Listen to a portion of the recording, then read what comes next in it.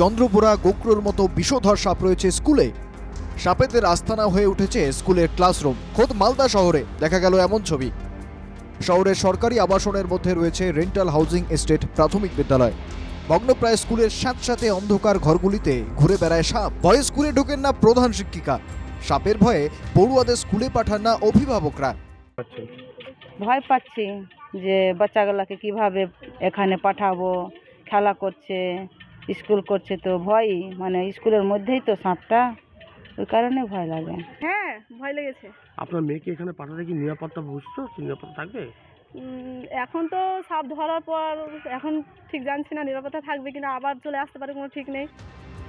কোনোদিন ছাত্রছাত্রী এলে বাইরে গাছতলায় চলে পড়াশুনো। স্কুলের প্রধান শিক্ষিকা বলেন, প্রশাসনকে বহুবার জানিয়েও কোনো কাজ হয়নি। প্রায় 1 বছর ধরে এই সমস্যা চলছে। সাপ আতঙ্কে বন্ধ হয়ে গিয়েছে স্কুলের মিড ডে মিলও।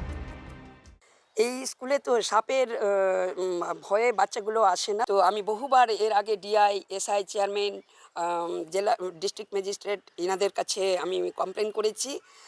তো ফ্রুটফুল রেজাল্ট এখনও কিছু আমি পাইনি। ওই জন্য আমরা মিড ডে মিলের রান্না, মানে আইসিডি যে সেন্টারে বাচ্চাদের খাওয়ানোর জন্য রান্না হয়, ডিম খিচুড়ি, সেটা করতেও পারলাম না, করতে পারছি না ঠিক মতো, কারণ এরকম সাপ বেরোচ্ছে বারবার। বুধবার সকালে প্রায় 5 ফুটের একটি চন্দ্রবোরা উদ্ধার করা হয় স্কুলের ক্লাসরুম থেকে। তবে এটাই প্রথম নয়, এর আগেও বহুবার স্কুলের পাশাপাশি আবাসন থেকে উদ্ধার হয়েছে বিষধর সাপ। সমস্যার কথা স্বীকার করে ডিআই মলয় মণ্ডল বলেন, পরিকাঠামো উন্নত করার জন্য ব্যবস্থা নিতে সময় লাগবে। খবর দেন এবং বেশ বড় একটি সাপ উদ্ধার হয়েছে, আমরা দেখলাম ভিডিওতে।